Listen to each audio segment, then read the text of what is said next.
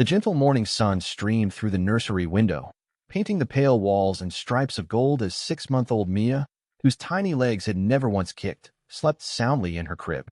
Doctors had told her parents, Elena and Marco, that the damage to her spinal cord during birth was complete, meaning their cheerful baby could smile and coo, but would never move anything below her chest. Yet even on the hardest days, Elena whispered stories beside the crib, hoping that words about brave explorers and soaring birds would somehow seep into Mia's dreams and lend her courage. Marco, standing in the doorway with a steaming mug of cocoa, felt his heart twist with a mix of pride and helplessness every time he watched his wife fight sorrow with hope.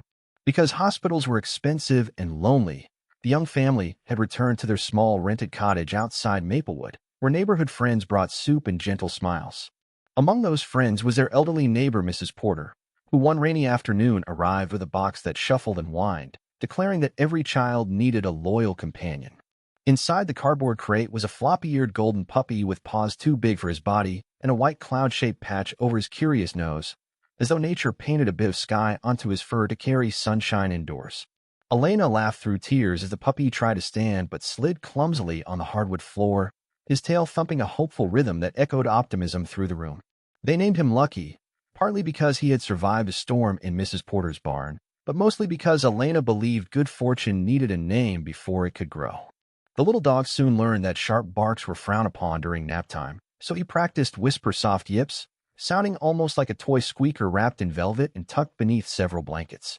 Every night Lucky curled on the braided rug beside the crib, keeping watch like a knight sworn to a sleeping princess, his nose twitching at every sigh that floated from Mia's quiet chest while fireflies traced lazy circles beyond the glass. The sight of puppy and baby sleeping under the same slanted moonbeam felt, to Marco, like a postcard from a kinder world where problems always found answers and where fragile hopes wore armor made of gentle light.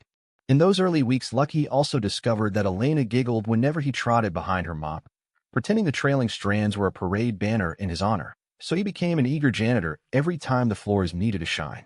Because laughter is contagious, Mia often responded with bright squeals, and even though her arms could not wave, her fingers curled in clear delight whenever Lucky appeared. The family doctor, a tall woman named Dr. Singh, visited monthly, carrying a cheerful stethoscope dotted with stickers and a steady kindness that filled the cottage like sunshine. She confessed one day that therapy animals sometimes spark neural activity, but she cautioned them not to hope too fiercely because miracles rarely followed schedules printed on clinic brochures or polite calendars. Elena nodded, yet she tucked the thought deep in her heart, watering it daily with whispered prayers that maybe, just maybe, Mia would be the exception to every gloomy rule. Soon Lucky invented a game where he nudged different colored blocks toward a crib, arranging them in wobbly towers as though building castles for an unseen princess whose laugh, he seemed certain, would someday echo through the halls. Whenever a tower toppled, Mia's eyes widened, and she tried to laugh, releasing soft hiccups that rolled across the room like bubbles escaping a hidden stream, each one glimmering in the sunshine before vanishing into happy silence. Marco started filming the puppy's antics on his old phone, saving every clip as a small badge of proof that joy could bloom in places sorrow believed it had fenced off, and he shared them with far-flung relatives hungry for good news. Because Mia slept often, her parents placed a baby radio on the dresser, playing gentle classical pieces, though Lucky clearly preferred the bouncy tunes of children's shows.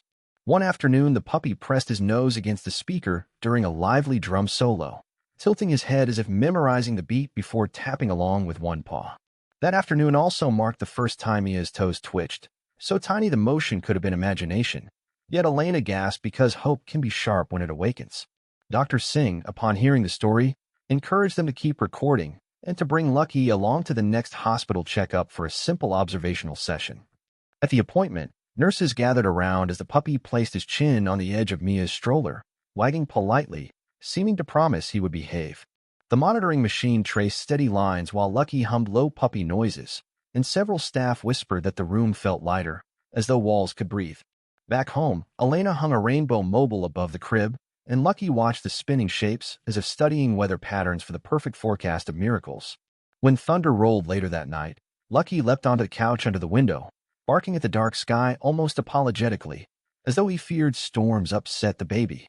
Marco, amused, calmed him with a gentle scratch, noting aloud that heroes came in many sizes, sometimes wearing fur instead of capes and sneakers. Lucky's ears perked at the word hero, and he trotted to Mia's side, planting himself like a furry sentry determined to guard every fragile dream. The next morning, the cottage smelled of cinnamon porridge, and sunlight scattered across the carpet in warm squares where Lucky rolled, savoring simple comfort. Elena set Mia on a soft blanket for tummy time, though previous attempts had shown no movement, and she braced herself for the usual ache of helplessness. To everyone's surprise, Lucky lay belly to belly with a baby, wiggling forward, demonstrating the motion as if giving a private tutoring session in crawling.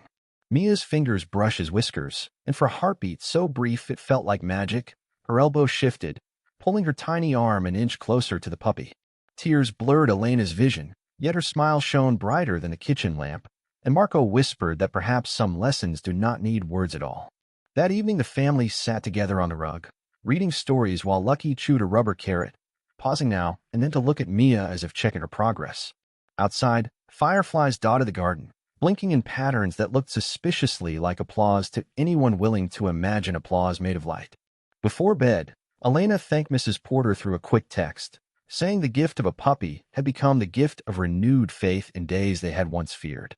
Mrs. Porter replied that kindness works like seeds scattered on windy hillsides, never fully predictable, yet always surprising in where it chooses to grow. With that thought echoing softly, Elena kissed Mia's forehead, stroked Lucky's silky ears, and turned off the lamp, letting the moon resume its gentle watch over them all. Late one night, with the house wrapped in shadows, Lucky lifted his head from the rug because a strange hush had replaced Mia's normal breathing, and something inside him stirred with worry.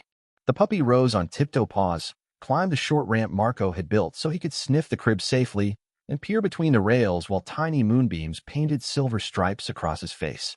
Mia lay still, cheeks pink, her favorite plush star clutched under one arm, but the steady up-and-down motion of her blanket seemed shallower than usual, almost hiding beneath the quilt's stitched clouds.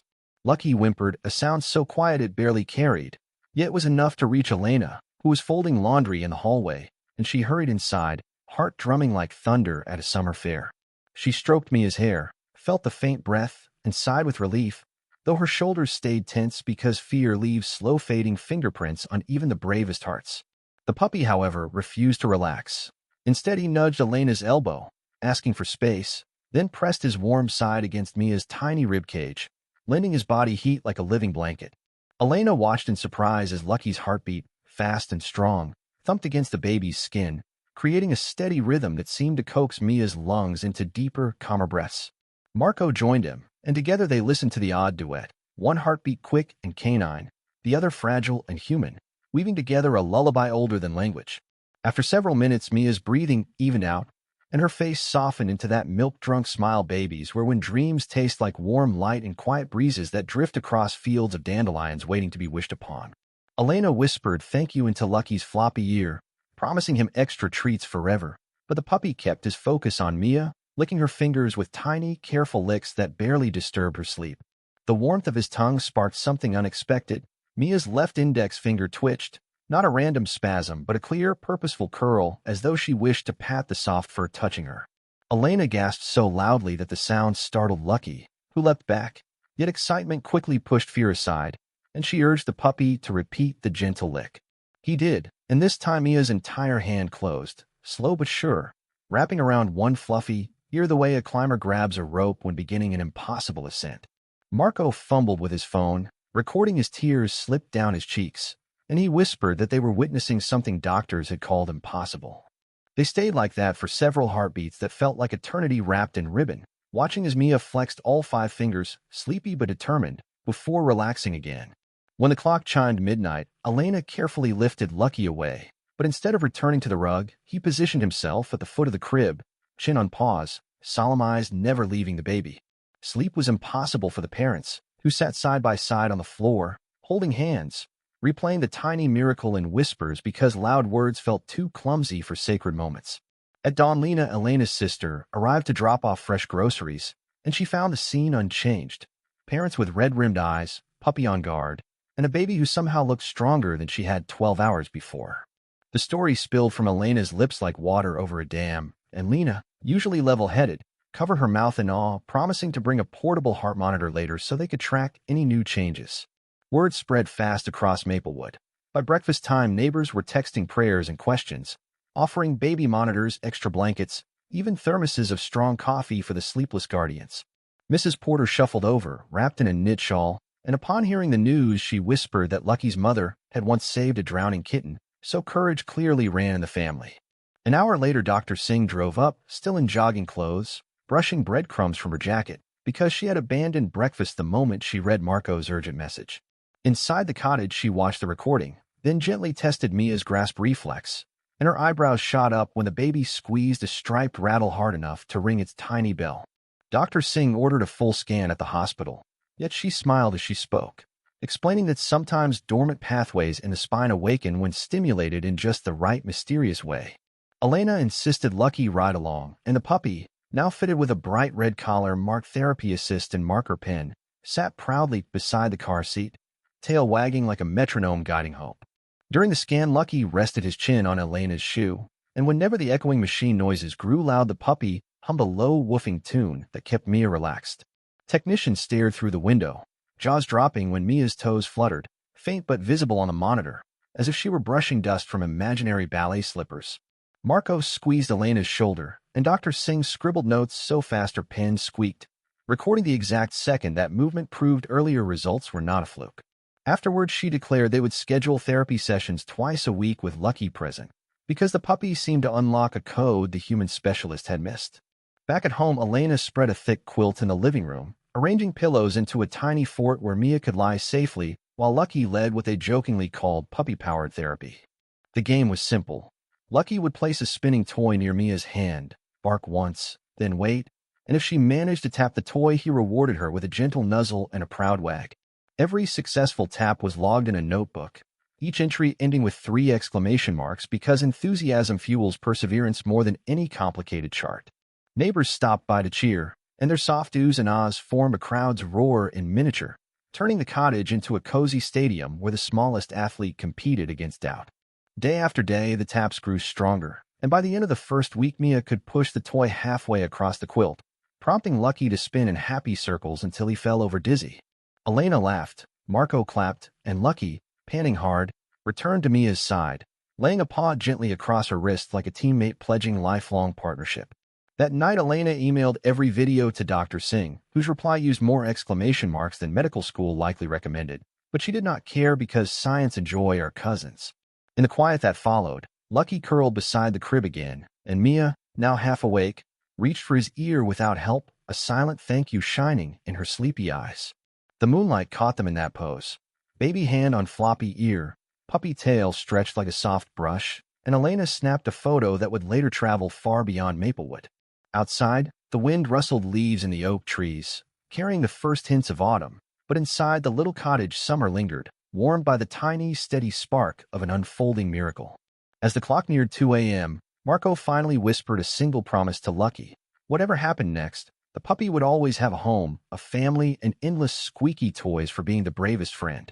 The following Monday, the hospital therapy wing prepared a special room lined with colorful mats, and staff placed a low platform next to Mia's blanket so Lucky could demonstrate his motivational tricks. Nurses waved cell phones like tiny flags, eager to capture proof that medicine and mascots could dance together in the same treatment plan without stepping on each other's toes. Dr. Singh entered last, wearing a bright yellow badge that read Miracle Watch in bold marker, a humorous way of reminding everyone to keep their eyes open for small yet mighty changes. The first exercise involved sound. A blue chime ball rolled near Mia's hand each time Lucky barked once, and the goal was for Mia to bat the ball back by shifting her wrist. At first, her fingers trembled but would not move far, so Lucky lay down and tapped the ball gently with his nose, showing that effort mattered even if distance was tiny.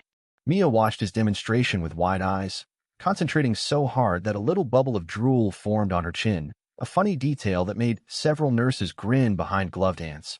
Then, in a marvel of determination, her wrist flexed just enough to nudge the chime ball, which rolled 2 inches and rang out a single sweet note, causing applause to burst across the room. The noise startled Lucky, who jumped, barked twice, and accidentally sent the ball spinning back like a comet, which only multiplied the cheering and set the tone for the session. By lunchtime, Mia had completed 12 assisted taps, each one stronger than the last, and the chime ball seemed to glow brighter under the fluorescent lights, as though celebrating too. Hospital cafeteria staff surprised the family with free sandwiches, explaining that victory days called for extra calories and that the chicken salad always tasted better when mixed with hope. During the meal, Marco noticed Mia's toes wiggling under the blanket, and he nearly dropped his sandwich, pointing with lettuce-covered fingers before remembering to wash his hands.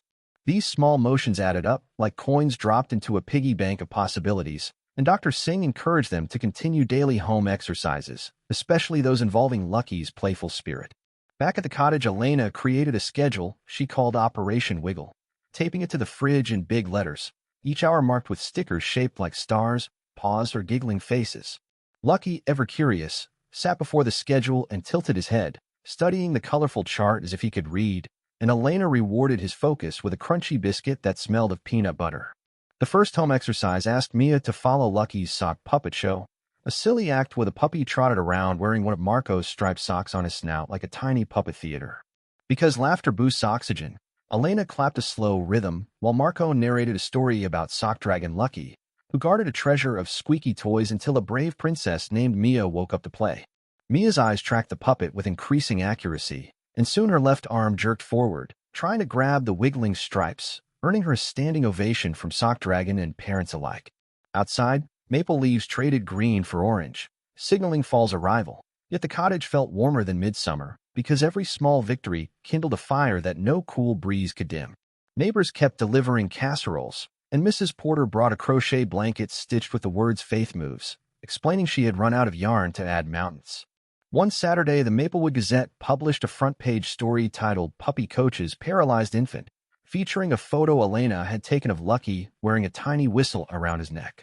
The article traveled beyond town. National morning shows requested interviews, and Marco had to tape a polite note asking callers to respect nap times.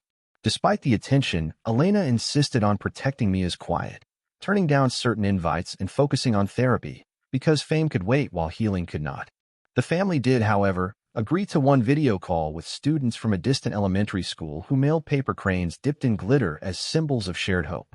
During the call, Mia, propped in a soft seat, managed to wave 2 fingers, a motion that caused 23rd graders to shout so loudly their teacher had to mute the microphone. Lucky barked back at the pixelated cheers, head cocked in confusion at faces inside a tablet, yet he wagged his tail anyway, accepting applause wherever it lived.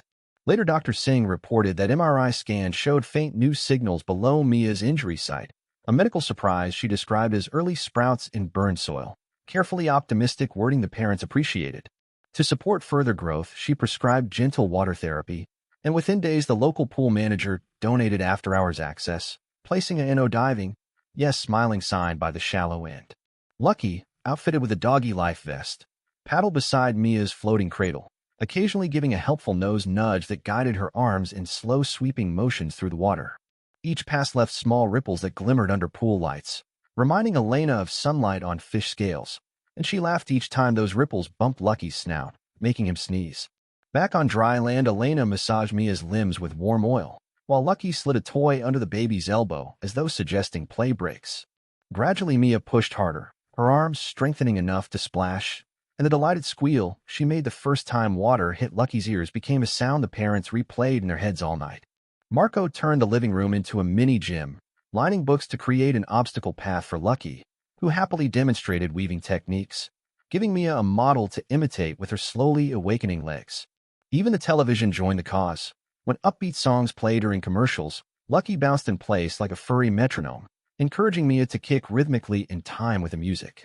Friends dubbed the routine Puppy Zumba, and soon a local news crew filmed a segment, blurring Mia's face for privacy yet showing her little kicks to viewers across the county. The clip went viral overnight, collecting comments filled with hearts and paw print emojis, and a children's book author emailed asking permission to write Lucky's story for libraries. Elena replied that she would think about it, but first she needed to guide Mia through tomorrow's schedule, because the next sticker on the fridge chart showed a gold medal and the words "SIT up try." Lucky slept curled like a cinnamon roll at the foot of their bed, perhaps dreaming of more award ceremonies, while the parents, though exhausted, could not stop smiling long enough to truly rest. Outside, a gentle rain painted the street shiny, reflecting porch lights that flickered like distant lighthouses. Yet inside the cottage every lamp was off, and still the rooms glowed with quiet triumph. When dawn colored the sky pale peach, Elena watched Mia wiggle in her sleep, each movement a whisper that the story was far from over, and that the next chapter waited just beyond the sunrise. She whispered good morning to Lucky, who thumped his tail once without opening his eyes, confident that heroes, even small ones, deserve a few extra minutes of sleep before saving the day again. 3 weeks later, Operation Wiggle reached its boldest square on the fridge chart, the City Up Tri-Day, and the cottage buzzed with energy like a fireworks stand on New Year's Eve morning. Elena placed Mia on the floor mat propped against a firm pillow, while Lucky waited nearby, wearing a tiny headband stitched from an old sock, symbolic team gear for the big event. Marco knelt behind Mia, hands ready to catch, but he promised not to lift, only to steady, because victory mattered more when earned through personal grit instead of gentle shortcuts. At the signal, Lucky trotted forward, dropped a squeaky carrot just beyond Mia's reach, and barked once, tail wagging in tempo with Elena's heartbeat, which felt loud enough to shake rafters. Mia focused on the orange toy, brow furrowed, and the room hushed until even the refrigerator seemed to stop humming out of respect for the tiny athlete's effort. First her neck muscles tightened, then her shoulders shifted, and with a slow yet unstoppable motion she curled forward, arms trembling, until she balanced upright for a full 3 seconds. Marco's eyes widened like lanterns, Elena covered her mouth, and Lucky barked a triumphant yip that echoed through hallways, bouncing off family photos like applause and surround sound. Mia's wobble ended with a gentle lean into Marco's hands, but the sit-up counted, and Elena recorded the winning time with 4 glittery stars beside the date. News traveled fast once more. The Maplewood Fire Station set off one loud siren as an unofficial salute, and the bakery delivered cupcakes topped with frosting puppies balanced on baby blocks. Social media exploded with a hashtag Maya's Miracle sit-up, and supportive strangers uploaded photos of their own pets wearing makeshift headbands in solidarity. Dr. Singh reviewed fresh scans showing thicker nerve signals, explaining in careful but excited tones that neuroplasticity sometimes leaps forward when joy raises the brain's chemical confetti. She arranged for a pediatric neurologist from the city to visit, a kind man named Dr. Ramos who carried colorful wind-up toys to test reflexes in a fun way, believing that laughter turns medical visits into miniature carnivals of courage. During his visit, Lucky watched each exam with scientific scrutiny, nose twitching at every click, and even Dr. Ramos admitted he had never met such a focused puppy assistant. The neurologist concluded that Mia's progress defied standard textbooks, yet he embraced the data, scheduling bi-weekly checkups and encouraging continued canine-assisted play. That evening, Elena and Marco sat at the kitchen table planning next steps, while Lucky guarded Mia, who dozed in a cushioned swing, dreaming perhaps of carrot trophies and cheering fire trucks.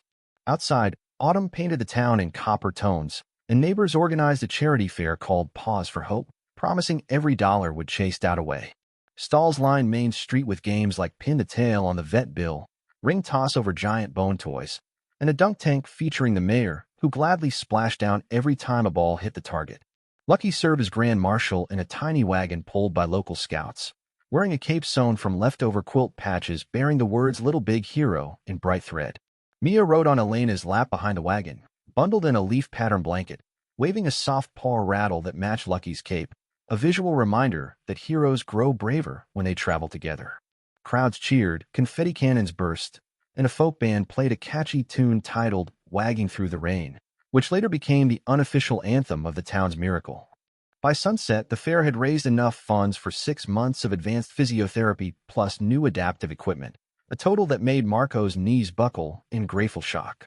Elena thanked every volunteer while Lucky licked cupcake crumbs from toddlers' fingers, dispensing sugary paw shakes that left sticky, smiley faces on his fur.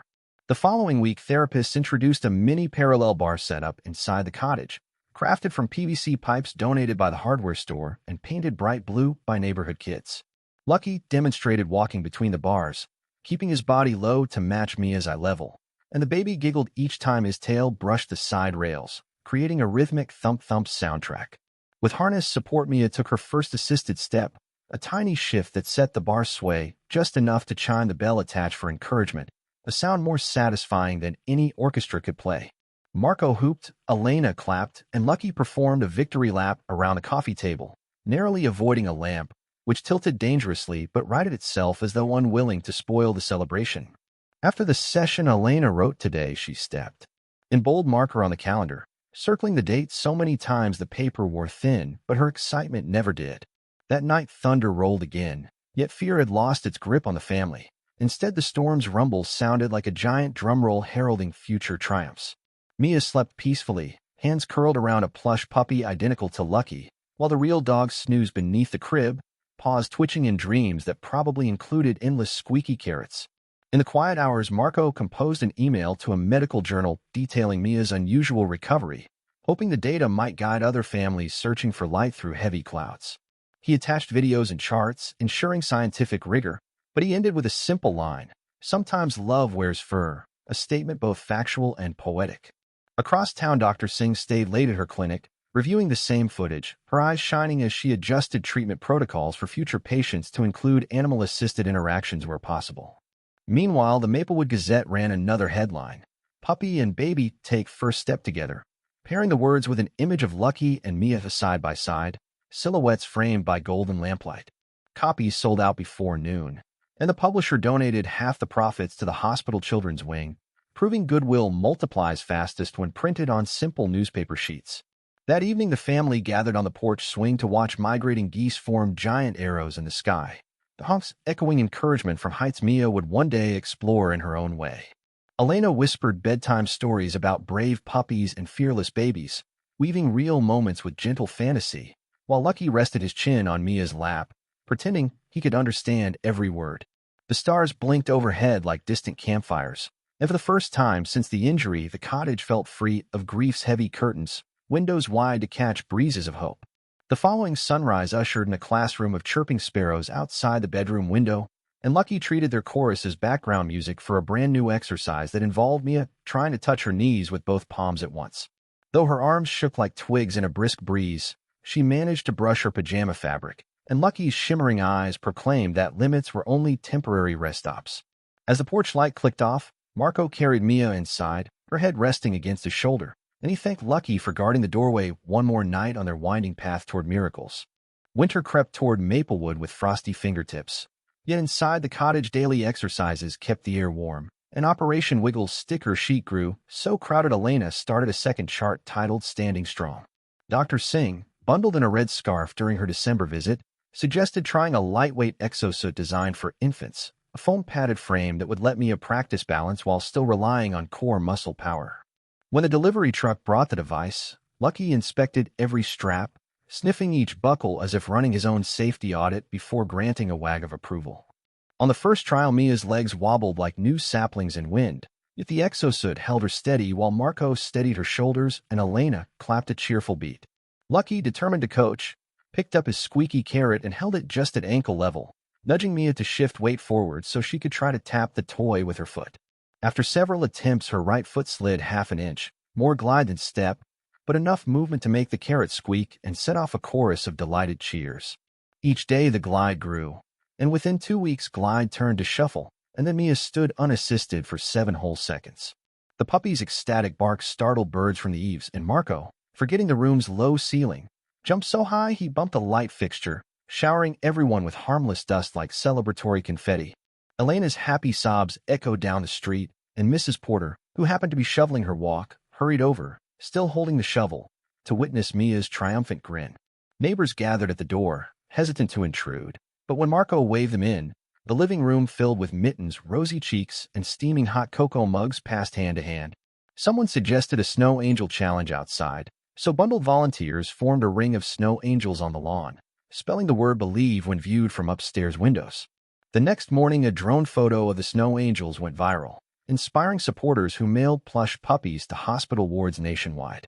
Media interest grew again, and one morning the family received a formal invitation from the presidential palace, requesting their presence at a national ceremony honoring acts of extraordinary hope. Elena hesitated, worried about travel stress, but Dr. Singh arranged medical clearances and assured them that the journey could inspire families beyond Maplewood. Lucky required official paperwork to enter the Grand Hall, and when his special clearance badge arrived reading First Canine Honoree, he pranced around the living room like royalty. Travel day dawned crisp and bright. Mia wore a soft velvet dress the color of winterberries, and Lucky sported a matching bow tie stitched by Mrs. Porter, who cried happy tears at the send-off. At the Capitol's main station, crowds parted like river water around the family. Strangers whispered encouragement, and a brass band happened to pass, striking up an impromptu march for the unexpected heroes. Inside the palace, Mia's wheelchair rolled over plush carpets while Lucky padded beside, nails clicking softly like a metronome counting hope's steady tempo. The ceremony hall glittered with chandeliers, But nothing shone brighter than Mia's eyes when she saw a wide ramp leading to the stage, making the path feel welcoming rather than daunting. During the program, the president spoke of courage that blossoms in ordinary neighborhoods and praised Lucky's instinct, calling him proof that kindness can speak without words or borders. When summoned, Marco wheeled Mia forward, but halfway up the ramp she tugged the brake, signaling she wanted to try standing, and the entire audience held breath as silence unfurled across rows of velvet seats. Elena unfastened the exosuit clips, leaving minimal support, while Lucky stepped ahead, holding the squeaky carrot gently, offering his familiar target as a friend might extend a hand. Mia pushed, legs trembling but determined, and she rose, first wobbling, then finding balance as cheers built like rolling thunder before breaking into a jubilant roar.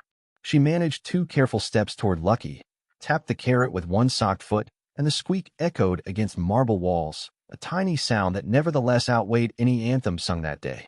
The president wiped away tears, presented a medal shaped like an open heart to Elena and Marco, another to Lucky, and a miniature one to Mia, declaring all 3 official ambassadors of hope.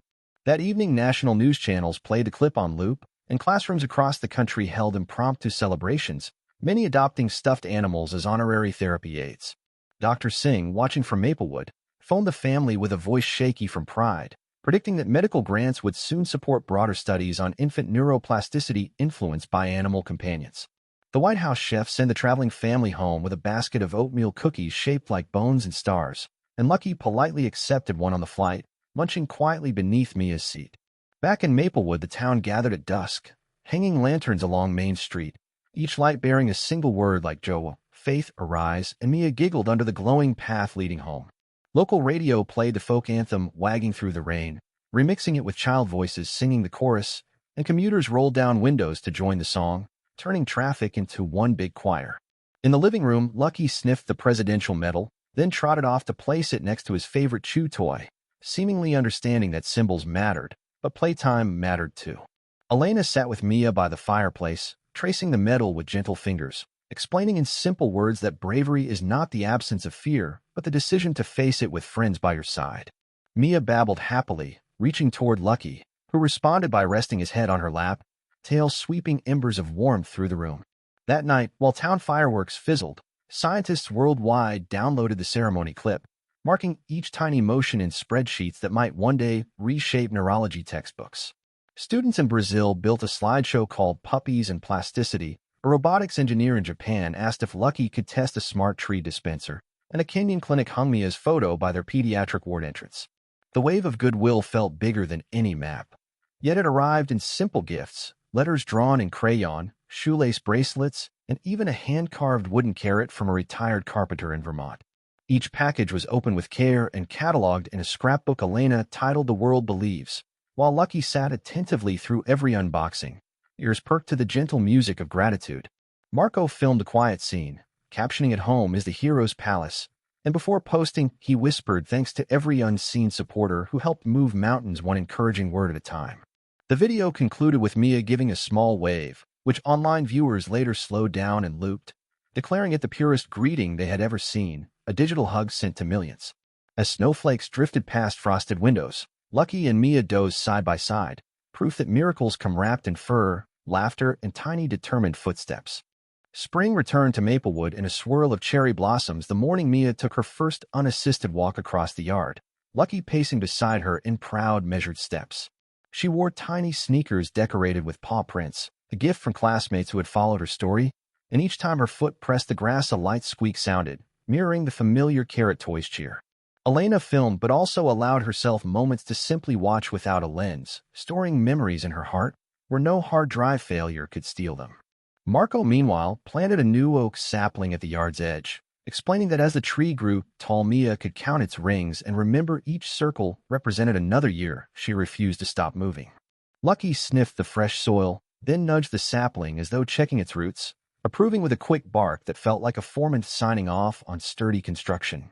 School children from across town lined the sidewalk, holding handmade flags that read "Just Keep Stepping," and their chorus of cheers formed a living soundtrack louder than any marching band.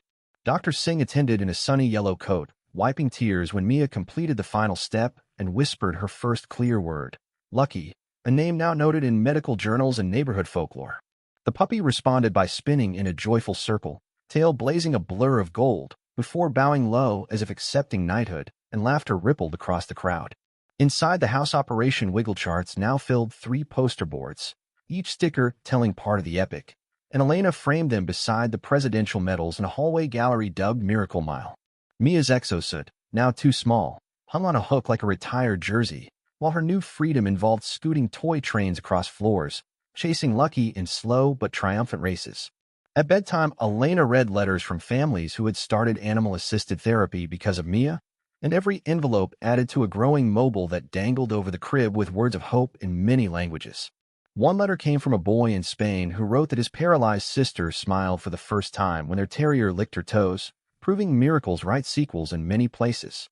On the anniversary of Lucky's arrival, the town hosted a bark and bloom parade, where pets strutted in flower garlands, and Mia, walking hand in paw with Lucky, served as grand marshal. The mayor unveiled a bronze statue in the park, a baby reaching for a puppy, both gazing forward, inscription reading "Where love leads, legs follow."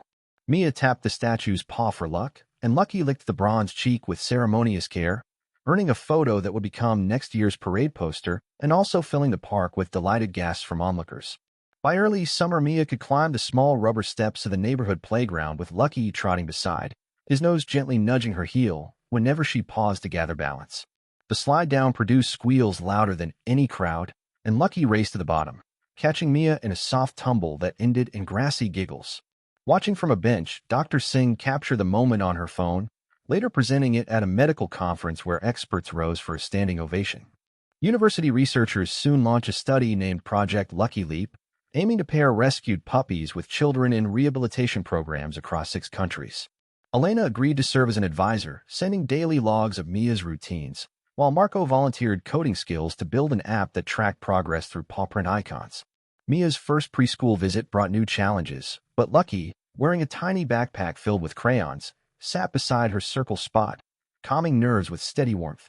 During show and tell, Mia proudly shared the squeaky carrot, telling classmates that sometimes the smallest toys hold the biggest magic, and the classroom erupted in claps. Her teacher later emailed Elena, marveling that Mia's perseverance sparked a kindness chain, inspiring students to craft welcome cards for hospital kids they had never met. On weekends, the family visited rehabilitation centers, demonstrating playful exercises, and Lucky patiently modeled stretches, earning honorary therapy badges sewn onto his harness. Each visit ended with Mia handing out stickers that read "Keep Hoping," and every time she placed one on a wheelchair frame, she patted the armrest, whispering, "You'll move too." Back home, Marco built a small garden track of stepping stones shaped like dog bones, and Mia practiced hopping across, counting stones in multiple languages taught by online pen pals. Lucky matched her hops, sometimes missing a stone and splashing in the border fountain, which sent arcs of water glistening like liquid laughter in the sun. Rainy days couldn't dampen progress. Indoor pillow mazes turned the living room into an adventure zone, where Mia finally stood tall enough to switch off the ceiling fan, drawing cheers and puppy twirls. As twilight painted the sky coral, Elena sat on the porch swing with Mia curled under one arm and Lucky's head on her lap, listening to crickets tune up their night symphony. She thought about Doctor's first grim prognosis and felt an ache of gratitude so wide it dwarfed every memory of fear, proving joy can stretch hearts much farther than sorrow ever could. Marco joined them, handing out warm cocoa, and together they traced star shapes in the sky, assigning each a dream yet to chase, from playground climbs to mountain hikes. Lucky barked at a particularly bright shooting star, as if ordering it to grant every wish at once, and Mia giggled, echoing the sweet sound across the quiet street. The family eventually went indoors, but hope lingered outside, settling like dew on fresh grass and glimmering under streetlights, ready and waiting for tomorrow's footsteps to discover its quiet shine. Years later, people would still tell the tale of the paralyzed baby who learned to walk after falling asleep beside a devoted puppy. Yet inside the little cottage, the story remained beautifully simple. Love moved muscles. And every night, even long after Mia could run across school fields, Lucky lay beside her bed, guarding dreams and wagging in his sleep, forever the puppy who believed first and barked second. Because of him, Mia never doubted her strength, and because of her, Lucky learned that the smallest hands can hold the biggest hearts, weaving souls together with invisible ribbons stronger than any leash. Under the soft glow of a bedside lamp, Elena whispered the same bedtime line she once read beside a silent crib. "Tomorrow will bring new wonders," and Mia answered with steady words, "We'll chase them, Lucky and me." With a contented sigh, the puppy closed his eyes, thumping his tail twice, and the room settled into peace, ending a day that had started with squeaky shoe steps and ended with promise coloring every particle of air. Outside, the moon wore a gentle grin, and stars blinked their approval. And somewhere in the hush between those lights and the warm cottage walls, the world recorded one more miracle begun by a single paw nudging a sleeping child. And so the night held its breath in quiet joy, while hope curled up beside the brave girl and her loyal puppy, dreaming fresh paths for their feet to follow at sunrise. Years drifted by like friendly clouds, and when Mia turned 10, the town gathered on Sunshine Hill to celebrate the day. She planned to climb the slope on her own 2 feet with Lucky padding beside her. The morning air smelled of fresh grass and cinnamon rolls donated by the bakery, and colorful kites darted overhead, each one painted with paw prints and tiny sneakers to mark the journey they all came to witness. Elena checked the straps on Mia's light trekking poles while Marco adjusted Lucky's new harness, the sturdy vest embroidered with a playful title trail coach because even heroes need official gear. Dr. Singh arrived waving a portable heart monitor that clipped to Mia's wrist like a high-tech friendship bracelet, explaining that science still enjoys souvenirs even when miracles feel routine.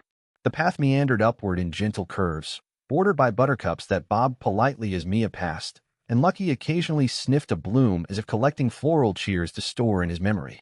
Classmates formed cheering stations every 50 steps, offering sips of water and cardboard medals hand-drawn with glitter pens, each medal bearing a different word such as brave, smile, or go. Mia's sneakers squeaked with every press against damp earth, echoing the familiar carrot sound that had once been her first target, and the tiny chorus made several younger kids laugh in gentle wonder. Halfway up, a light breeze whipped strands of hair across Mia's forehead, yet she refused a rest break, lifting her chin and telling reporters that real adventures feel windy on purpose. Lucky matched her pace perfectly, tail swaying like a golden pendulum, counting both seconds and heartbeats, his paws pressing neat prints that future hikers might mistake for signs pointing toward hope. At the 3/4 mark, volunteers set up a miniature library box stocked with animal therapy books, and Mia paused to donate her sketchbook filled with drawings of Lucky and capes. The crowd clapped while a videographer zoomed in on the inscription she wrote inside. "If you need a friend, imagine a paw in your hand." With renewed energy, she pressed on, and birds above seemed to sync their chirps to her steps, turning every footfall into a note of an impromptu hilltop symphony. Marco whispered a quick calculation that Mia had already walked farther than charts predicted, but he kept them secret so the moment stayed about feeling, not numbers. Near the summit, Lucky stopped, looked back, and barked a single firm bark, as though inviting the entire town to follow for the final push, because celebrations taste sweeter when shared. Children, parents, doctors, and visiting journalists joined to climb, and the once quiet trail blossomed into a colorful parade, weaving upward toward the wide blue sky. Mia laughed, waving everyone forward, and her voice carried across valleys where echoes spread the invitation to every listening sparrow and sleepy squirrel. When her feet touched the flat circle of stone at the hill's crown, a gentle hush fell, broken only by Lucky's proud panting and the soft flap of town flags snapping in the breeze. Elena clicked her stopwatch and gasped because Mia had shaved 5 minutes off the best estimate, proving that hope, when trained daily, can outrun every map. Marco unfolded a picnic blanket that doubled as a story timeline, each square printed with a milestone from first twitch to first step, and he placed it where sunbeams lit the fabric like spotlights. Everyone encircled the blanket, and Mia invited Lucky to sit beside her so they could trace the squares together, paw and finger moving across history, one bright box at a time. Dr. Singh knelt to present Mia with a silver compass engraved with the words "Choose your next horizon," explaining that tools matter less than the heart guiding them. The girl thanked her doctor and immediately pinned the compass ribbon onto Lucky's harness, declaring that no journey ever felt right unless her best friend led the way. Laughter rippled through the gathering, and even the usually stoic camera crew grinned, lowering equipment to clap because sometimes clapping feels more important than recording. A local choir of teenagers sang the folk anthem, wagging through the rain, their harmonies floating over the hillside like colorful streamers woven from sound instead of paper. During the final verse, Mia stood, took 3 unassisted steps forward, and raised her poles overhead in victory, while Lucky rose on hind legs for a second, mimicking her posture in playful salute. Cameras clicked, but more memorable were the art students perched on blankets, sketching the scene in pencil lines that would later hang in school corridors. An ice cream cart arrived at the summit, pulled by a small electric buggy, and the vendor handed out free scoops called Miracle Vanilla, topped with edible gold sprinkles shaped like tiny paws. Mia shared her cone with Lucky, letting him lick a careful spiral before taking her own bite, and she giggled when his cold nose booped her cheek in grateful delight. After treats, Elena addressed the crowd, speaking about community power, and ended by asking everyone to list a dream on seed paper slips that would later be planted around the hill. People wrote wishes like learn guitar, pass math, or help neighbor, and as they planted the papers, a gentle rain began, perfect for watering hopes underground. Umbrellas opened like bright mushrooms, and Lucky shook droplets from his coat, sending a tiny spray that made toddlers shriek with happy surprise while clouds rumbled approvingly. Mia looked toward the town below, lights twinkling in the mist, and whispered that the hill seemed smaller from up here than it had from her crib years ago. Marco replied that challenges always shrink once climbed, and Lucky punctuated the wisdom with a single wag as if underlining the sentence. As afternoon light mellowed to gold, a hot air balloon in paw print pattern lifted nearby, carrying a banner that read "Sky is not the limit," a gift from an online supporter. The pilot tipped the basket, saluting the girl and her dog, then released a shower of biodegradable confetti that sparkled like daytime stars before merging with the grass. Mia caught a handful of confetti, promising to glue it into her next scrapbook beside a photo of today's climb, because memories shine brighter when decorated with real fragments of joy. Dr. Ramos, watching quietly, told Dr. Singh that textbooks would soon need a new chapter called The Lucky Principle, focused on the science of devotion and giggles. Evening approached, and torches were lit along the path to guide everyone home, their flames swaying like living thank you notes scribbled in light against the darkening sky.